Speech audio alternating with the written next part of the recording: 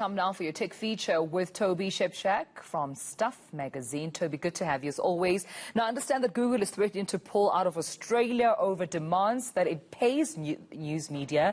I mean, who will blink first here? I really think Google's going to blink. 2 days ago, I would have said they wouldn't, but it looks like they're going to, because the Australian lawmakers are holding firm. Google and Facebook have destroyed the business model of news media.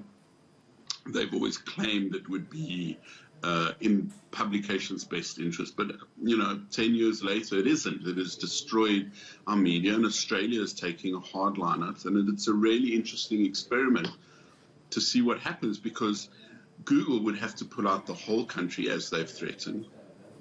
But if they blink first and they capitulate and they strike a deal with Australia, they know it will be precedent-setting. So now Google is a strange beast, because on one hand, here they are, arguing against something that has destroyed many other business models, and yet occasionally they have the moral compass that we know they should have, which is all of the 140-some American lawmakers who voted, according to Donald Trump's egging on, to not certify the U.S. election result. Now, that's technically illegal. They swore an oath similar to any public figure, and Google and a bunch of other big tech firms are no longer going to support those 140 U.S. lawmakers who bizarrely tried to overturn the legitimate election result from last year. So on the one hand, they're behaving strangely. On the other hand, they're behaving very honorably. So a tale of two Googles, as it were.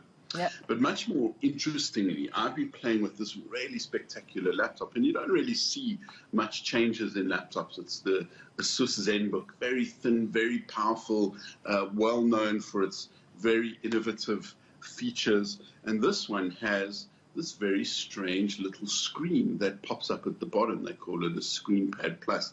Now, both of these screens are touch screens, and the way they do it is by cramming the keyboard into the bottom half of this section. They put the trackpad over here, and what you have is a really brilliant alternative screen that you can use just as easily for working on than anything else you would do. Obviously, it doesn't want to let me on while I'm doing live television, but what's really fantastic is that this screen at the bottom functions like a totally separate screen. You can see it, this long thin thing, perfect for messaging, perfect for your messaging apps, WhatsApp, Telegram, Twitter, your email if you want. So you can work on something up here, and you can have something else there. Now, at the beginning, it seems a little kind of trite, and who would want it? But the more I use it, the more I find it supremely useful. It's so good to have, you get the notification or you get the noise, and you can just look down at the screen. You can see which of your messaging apps has pinged you or what you've got.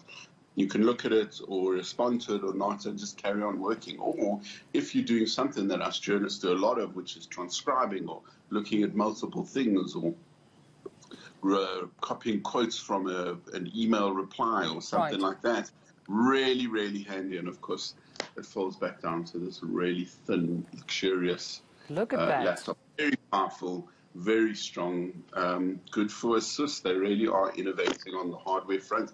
They're known for the gaming machines, and that's what Stuff is busy testing as well. So really good to see them innovating at the hardware level. We just don't see much of that anymore these days. That just might be the future of laptops, but thank you so much, Toby, for keeping us up to speed.